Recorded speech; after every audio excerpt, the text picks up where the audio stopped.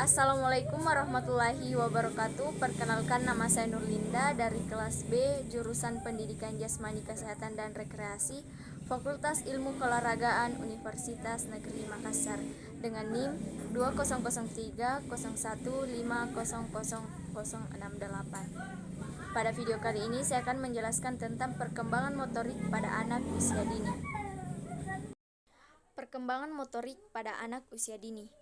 Perkembangan motorik berarti perkembangan pengendalian gerakan jasmania melalui kegiatan pusat saraf, urat saraf, dan otot yang terkoordinasi. Perkembangan tersebut berasal dari perkembangan refleksi dan kegiatan massa yang ada pada waktu lahir. Sebelum perkembangan tersebut terjadi, anak akan tidak berdaya. Kondisi ketidakberdayaan tersebut berubah secara cepat, 4 atau 5 tahun pertama kehidupannya. Anak dapat mengendalikan gerakan kasar. Gerakan tersebut melibatkan bagian tubuh yang digunakan untuk berjalan, berlari, berenang, dan sebagainya. Setelah berusia 5 tahun, koordinasi otot-otot tubuhnya semakin baik dan melibatkan kelompok otot yang lebih kecil, yang digunakan untuk menggenggam, melempar, menangkap bola, menulis, dan menggunakan alat. Untuk mengoptimalkan perkembangan fisik motorik anak usia dini, khususnya usia pada sampai dengan 4 tahun, selain kematangan diperlukan intervensi yang tepat dan perkembangan anak tersebut tepat dan paling sesuai untuk mengoptimalkan perkembangan fisik. Sebelum kita membahas intervensi, seperti apa yang paling motorik anak usia sampai dengan 4 tahun.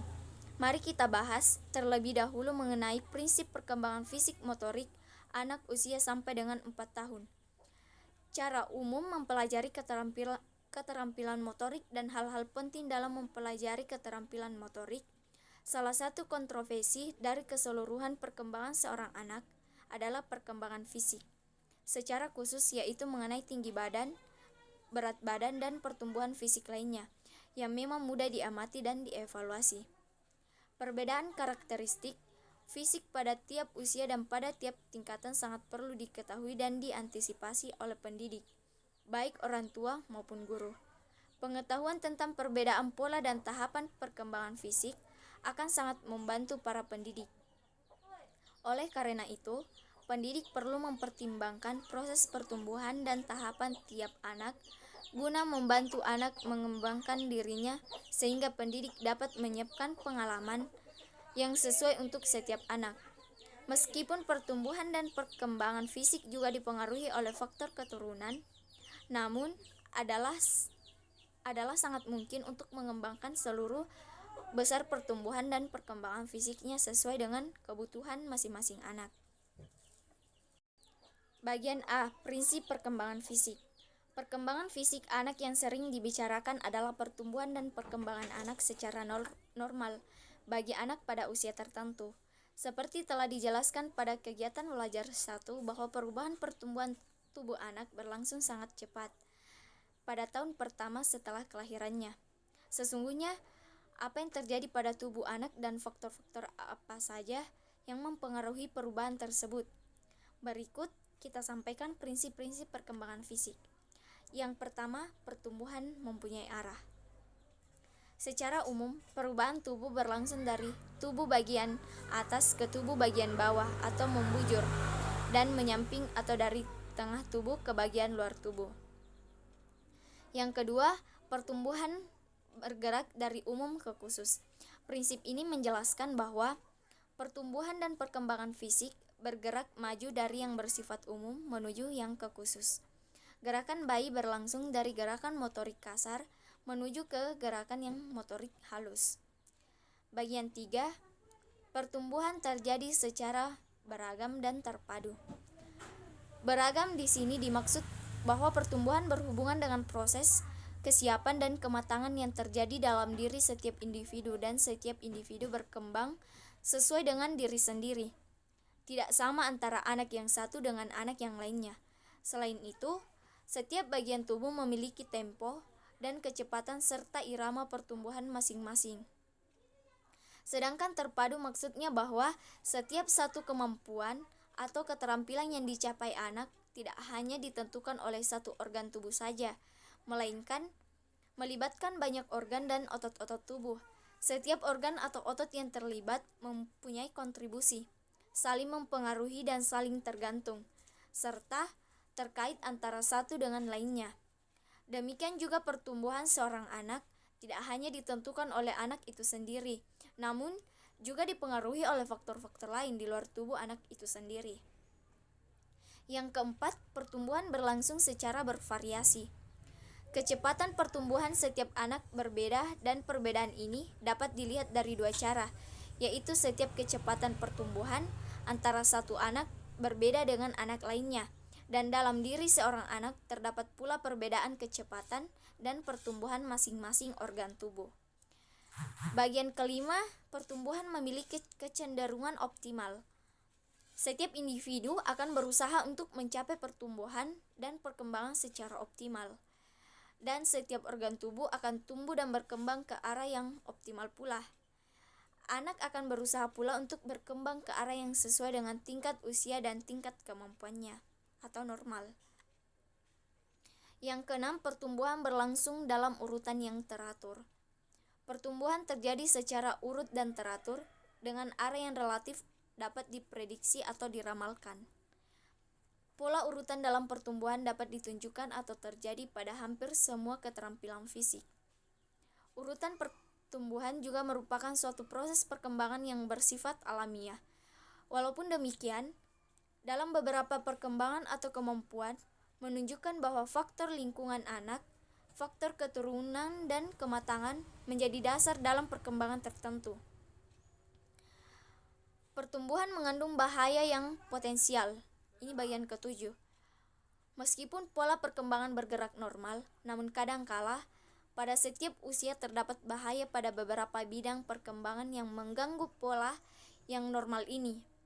Erikson mengemukakan bahwa perjuangan yang tidak terelakkan yang menandai seluruh pertumbuhan dapat menimbulkan bakat yang benar-benar dapat diandalkan atau masalah yang tidak dapat dijajaki.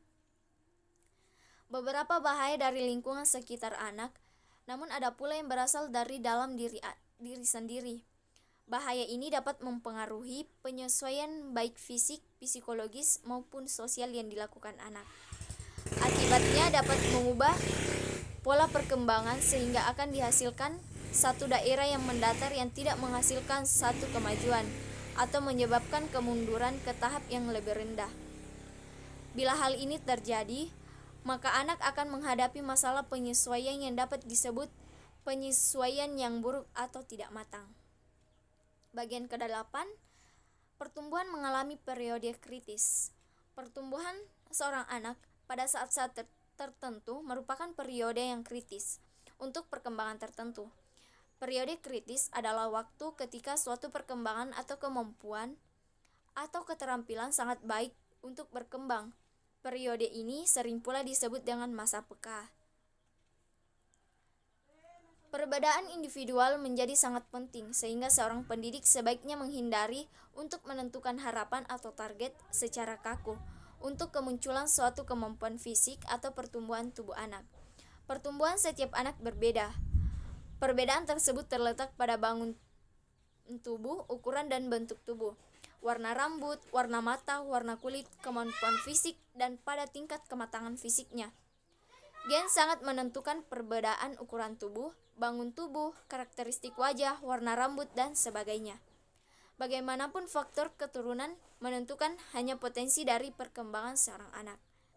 Sedangkan proses pertumbuhan serta kematangan tetap harus mempertimbangkan faktor lingkungan termasuk intervensi yang diberikan pada seorang individu semenjak masih dalam kandungan. Bagian B, prinsip perkembangan motorik. Perubahan dasar pada tubuh, tinggi, berat, otot-otot, tulang-tulang, serta saraf dan hormon-hormon telah kita bahas secara panjang dan lebar.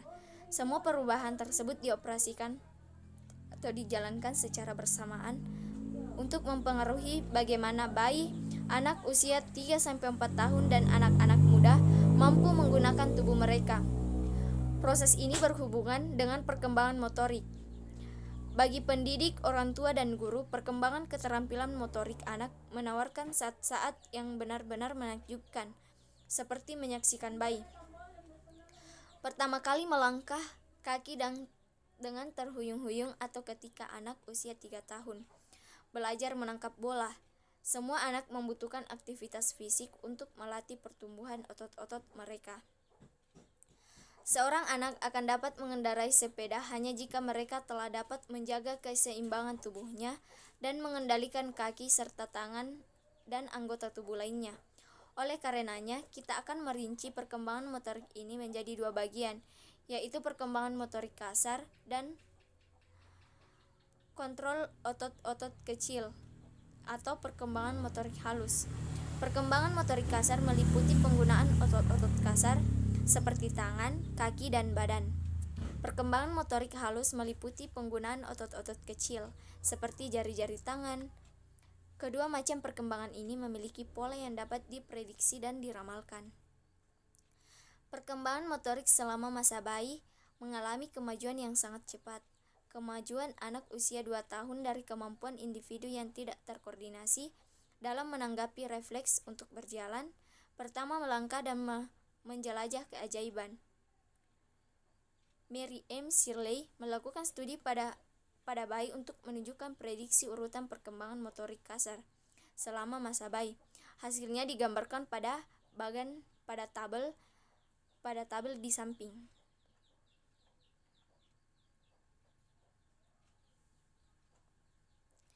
Anak-anak menyenangi latihan keterampilan.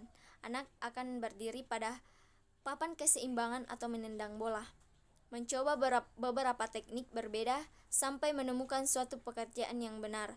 Hal ini memberikan rasa percaya diri untuk mengembangkan keterampilan selanjutnya, seperti aktif berinisiatif ketika anak bermain sendiri. Banyak aktivitas permainan yang melibatkan motorik kasar anak yang biasa dilakukan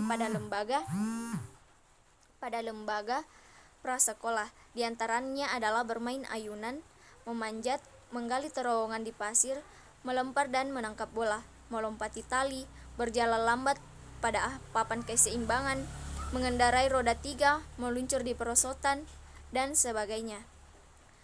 Selama aktivitas ini, anak-anak membangun tidak hanya kontrol otot-otot, tetapi juga rasa percaya diri.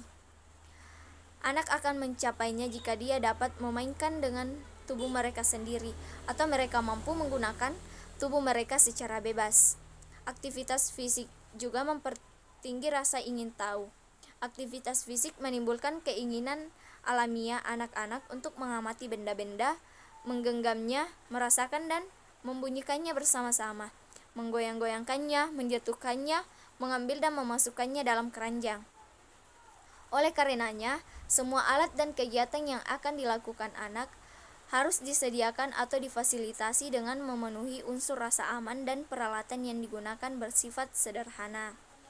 Kegiatan motorik menantang kreativitas dan imajinasi anak, yang merupakan salah satu dari perkembangan mental anak. Dorongan kegiatan fisik merangsang semua proses fisiologis seperti sirkulasi, pernapasan, dan pengeluaran. Kebiasaan makan akan diperbaiki, dan kesegaran akan muncul bila aktivitas ini dilakukan anak-anak dengan baik. Selain itu, aktivitas fisik juga memiliki nilai yang akan terlihat di masa mendatang, yaitu mempertinggi emosional, kreatif, dan area intelektual meningkat lebih baik. Studi yang dilakukan mengenai umur dan urutan perkembangan motorik menghasilkan 5 prinsip perkembangan motorik, yaitu sebagai berikut. Yang pertama, perkembangan motorik bergantung pada kematangan otot dan saraf. Gerakan terampil belum dapat dikuasai anak sebelum mekanisme otot anak berkembang optimal. Selama masa kanak-kanak, otot terbelang yang mengendalikan gerakan sukarela berkembang dalam laju yang agak lambat. Sebelum anak cukup matang, tidak mungkin ada tindakan sukarela yang terkoordinasi. Misalnya, untuk dapat berjalan, maka otot-otot kaki harus sudah siap untuk menopang tubuh anak, dan saraf yang terlibat dengan kemampuan berjalan harus sudah matang. Jika otot dan saraf tersebut belum siap, maka akan sulit bagi anak untuk belajar berjalan. Yang kedua, belajar keterampilan motorik tidak akan terjadi sebelum anak matang. Di sini, sebelum sistem saraf dan otot berkembang dengan baik, upaya untuk melatih gerakan terampil bagi anak akan sia-sia, meskipun bila upaya tersebut diprakarsai oleh anak sendiri. Pelatihan yang dilakukan sebelum kematangan anak mungkin akan menghasilkan beberapa keuntungan sementara, namun dalam jangka panjang pengaruhnya tidak akan berarti atau nihil. Misalnya, anak yang baru berusia 2 tahun sudah dipaksakan untuk belajar menulis, maka usaha tersebut akan sia-sia. Seandainya pun usaha tersebut berhasil, tentu dapat menimbulkan dampak yang kurang baik, terutama psikologis anak. Yang ketiga, perkembangan motorik mengikut pola yang dapat diramalkan. Perkembangan motorik mengikuti prinsip arah perkembangan, dan pola perkembangan motorik yang dapat diramalkan terbukti dari adanya perubahan kegiatan massal kegiatan khusus. Dengan matangnya mekanisme urat saraf, kegiatan massal yang digantikan dengan kegiatan yang spesifik dan secara acak. Gerakan kasar membuka jalan untuk memperhalus gerakan yang hanya melibatkan otot dan anggota badan yang tepat. Perkembangan sebelumnya melandasi perkembangan berikutnya, dan perkembangan sebelumnya mempengaruhi perkembangan selanjutnya. Atau dengan kata lain, suatu perkembangan bergantung pada perkembangan sebelumnya. Yang keempat, perkembangan motorik dimungkinkan untuk dapat ditentukan. Perkembangan motorik mengikuti pola yang dapat diramalkan berdasarkan umur dan rata-rata adalah mungkin untuk menentukan norma bentuk kegiatan motorik berikutnya. Norma tersebut dapat digunakan oleh pendidik untuk menentukan harapan terhadap suatu kemampuan dan pada usia berapa kemampuan tersebut dapat muncul. Norma ini juga dapat digunakan untuk melihat kenormalan anak, misalnya anak usia 15 bulan sudah dapat berjalan sendiri. Apabila ada anak yang berusia 2 tahun belum dapat berjalan, maka anak tersebut dikatakan mengalami kelambatan atau mungkin ada faktor penghambat yang mempengaruhinya. Yang kelima, perbedaan individu dalam laju pertumbuhan motorik. Meskipun terdapat pola untuk perkembangan motorik secara umum, namun pada dasarnya setiap individu memiliki laju pertumbuhan yang berbeda antara anak yang satu dengan anak yang lainnya. Kecepatan pertumbuhan setiap anak dipengaruhi banyak faktor, baik dari dalam diri anak itu sendiri, juga faktor keturunan dan faktor lingkungan turut mempengaruhi laju pertumbuhan motorik seorang anak. Faktor-faktor ini berpengaruh terhadap kecepatan maupun keterlambatannya. Misalnya, 2 anak kembar belum tentu memiliki keterampilan motorik yang selalu sama pada setiap tahapan maupun usianya. Misal si A mungkin usia 4 tahun sudah dapat menulis dengan baik, sedangkan si B pada usia yang sama belum dapat memegang pensil dengan benar. Bagian C, mengembangkan keterampilan fisik motorik. Pada bagian ini, kita akan membahas cara-cara mengembangkan pertumbuhan fisik motorik anak. Pertumbuhan dan perkembangan fisik berkaitan dengan perkembangan gerakan motorik, yakni perkembangan pengendalian gerakan tubuh melalui kegiatan yang terkoordinasi antara susunan saraf, otot, otak, dan spinal cord. Perkembangan motorik meliputi motorik kasar dan halus. Motorik kasar adalah gerakan tubuh yang menggunakan otot-otot atau sebagian besar anggota tubuh yang dipengaruhi oleh kematangan anak itu sendiri. Contohnya kemampuan duduk, menendang, berlari, naik turun tangga, dan sebagainya. Sedangkan motorik halus adalah gerakan yang menggunakan otot-otot halus atau sebagian anggota tubuh tertentu yang dipengaruhi oleh kesempatan untuk belajar dan berlatih. Misalnya, kemampuan memindahkan benda dari tangan, mencoret-coret, menyusun balok, menggunting, menulis, dan sebagainya. Pertumbuhan fisik motorik, mental, sosial, dan emosional semuanya terjadi secara bersamaan dalam diri anak. Dalam program di lembaga pendidikan anak usia dini, aktivitas seperti menari, menggambar, melukis, menempel, dan aktivitas lainnya yang melatih otot-otot akan membantu perkembangan motorik anak. Anak-anak sebaiknya diberikan beberapa kegiatan yang kreatif untuk mengembangkan motorik kasar dan motorik halusnya secara seimbang. Pendidik perlu mengetahui kebutuhan setiap anak untuk mengembangkan otot-otot besar dan kecilnya pada setiap tingkat usia. Artinya, pendidik memerlukan peralatan yang baik, namun yang lebih penting lagi adalah sikap yang baik pada setiap tingkatan anak. Sikap yang baik di sini yaitu membiarkan anak mengetahui sesuatu, mencoba berbagai aktivitas motorik kasar dan halus yang sesuai dengan tingkat usianya. Bagian 1, alasan pentingnya mengembangkan motorik pada masa anak-anak. Masa anak-anak adalah masa yang sering disebut sebagai masa ideal untuk mempelajari keterampilan motorik. Ada beberapa alasan. Yang pertama itu, tubuh anak-anak lebih lentur daripada tubuh remaja atau orang dewasa, sehingga anak-anak lebih mudah untuk menerima pelajaran untuk mengembangkan motoriknya.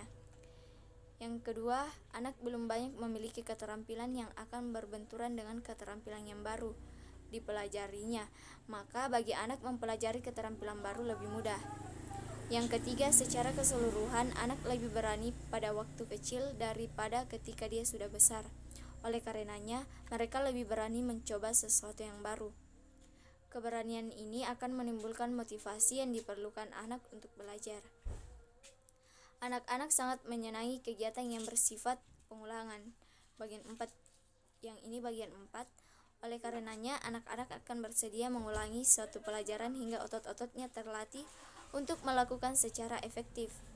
Yang kelima, tanggung jawab dan kewajiban anak lebih kecil daripada tanggung jawabnya ketika mereka semakin besar, sehingga anak-anak memiliki waktu yang lebih banyak untuk belajar, memiliki keterampilan motorik, dan mereka tidak pernah bosan mengulanginya berkali-kali.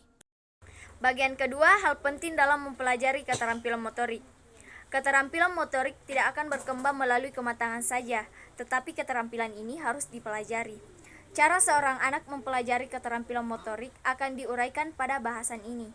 Ada beberapa hal penting dalam mempelajari keterampilan motorik. Di antaranya yaitu, pertama, kesiapan belajar. Pengembangan keterampilan motorik sangat berkaitan dengan kesiapan belajar anak. Anak yang telah memiliki kesiapan belajar, suatu keterampilan motorik akan lebih unggul bila dibandingkan dengan anak yang belum memiliki kesiapan untuk mempelajari keterampilan tersebut. Yang kedua, kesempatan belajar. Banyak anak yang sebenarnya telah memiliki kesiapan belajar suatu keterampilan motorik, namun karena tidak memiliki kesempatan untuk mempelajarinya, maka anak tersebut tidak mencapai kemampuan tersebut. Yang ketiga, kesempatan berpraktek. Untuk mempelajari suatu keterampilan motorik, seorang anak harus memiliki kesempatan untuk mencoba melakukannya sesuai dengan kebutuhannya. Yang keempat, model yang baik. Dalam mempelajari keterampilan motorik, meniru merupakan hal yang sangat penting. Maka agar anak memiliki suatu keterampilan motorik yang baik, dia memerlukan model yang baik pula. Apabila model memberikan contoh dengan cara yang salah, maka kemungkinan besar anak akan melakukan keterampilan tersebut dengan cara yang salah pula. Yang kelima, bimbingan. Agar dapat meniru suatu model dengan benar, anak memerlukan bimbingan. Selain itu, juga dapat membantu anak memperbaiki suatu kesalahan, sehingga kesalahan tersebut tidak terlanjur dipelajari, yang akan membuatnya menjadi lebih sulit untuk diperbaiki. Yang keenam, motivasi. Motivasi belajar sangat penting untuk mempertahankan minat anak untuk mempelajari keterampilan motorik. Sumber motivasi umumnya adalah kepuasan pribadi yang diperoleh anak dari kegiatan tersebut, kemandirian dan gengsi yang diperoleh dari kelompok teman sebayanya, serta kompensasi terhadap perasaan kurang mampu dalam bidang lain. Yang ketujuh, setiap keterampilan motorik harus dipelajari secara individu. Yang kedelapan, keterampilan sebaiknya dipelajari satu persatu. Apabila anak mempelajari keterampilan motorik secara serempak, khususnya bila menggunakan kumpulan otot yang sama, maka akan membuatnya menjadi bingung, dan keterampilan yang diperoleh anak akan tidak sesuai dengan diharapkan, serta terjadi pemborosan waktu dan tenaga. Bagian ketiga, cara mempelajari keterampilan motorik. Cara yang digunakan anak untuk mempelajari suatu keterampilan motorik penting untuk memperoleh kualitas keterampilan yang dipelajari. Terdapat 3 cara yang paling umum digunakan anak dalam mempelajari keterampilan motorik. Yang pertama, belajar, coba, dan ralat.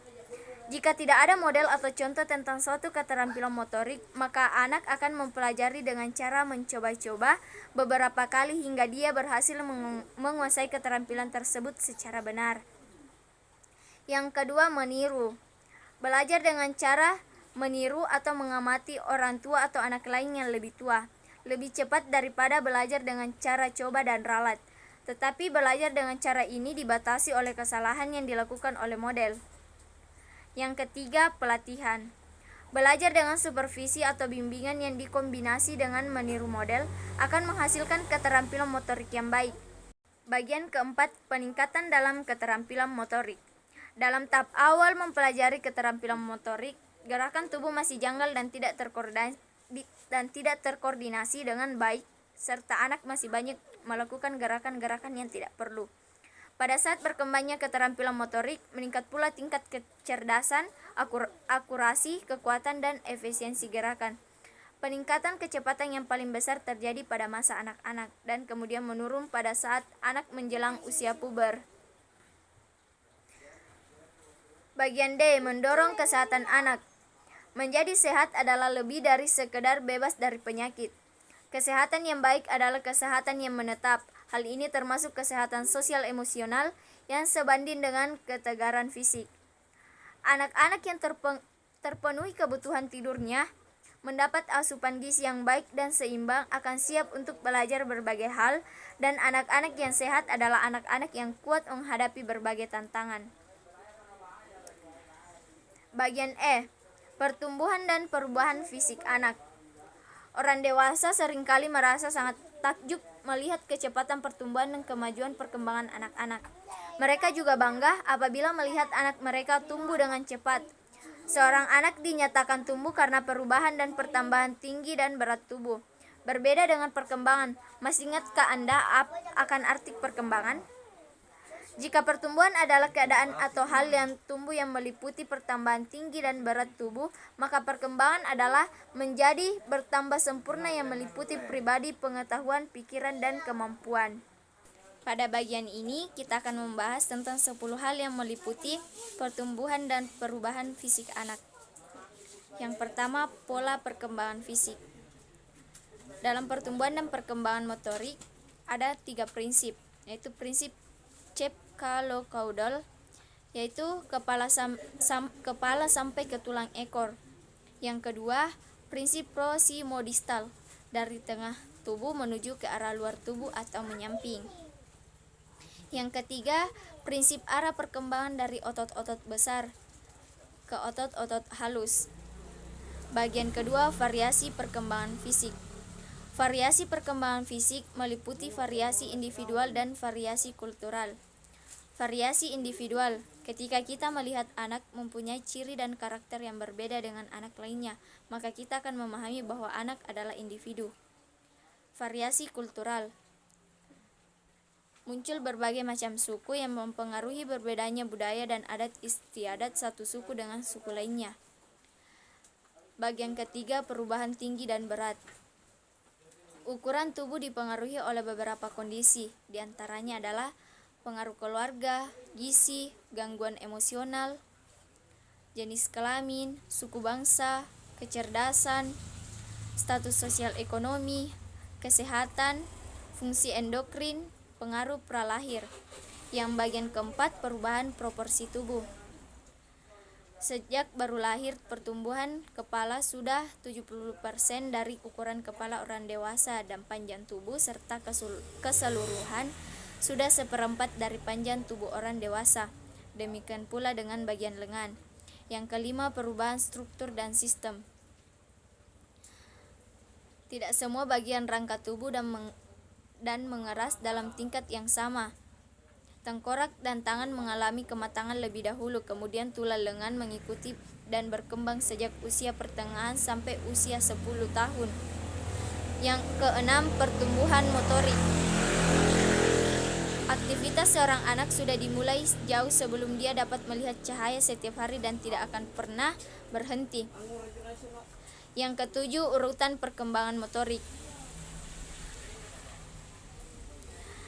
Berikut ini disampaikan beberapa keterampilan motorik anak usia 3-4 tahun, yaitu belajar berjalan sendiri, berlari di tempat, melompat dengan satu kaki, memanjat, naik turun tangga tanpa berpegangan, merangkap dan merayap, dan lain-lain. Yang kedelapan, keterampilan motorik. Yang kesembilan, keterampilan tangan. Dan yang ke-10, keterampilan kaki. Sekian yang dapat saya sampaikan. Kurang dan lebihnya mohon dimaafkan apabila ada salah kata. Wabillahi taufiq wal hidayah. Wassalamualaikum warahmatullahi wabarakatuh.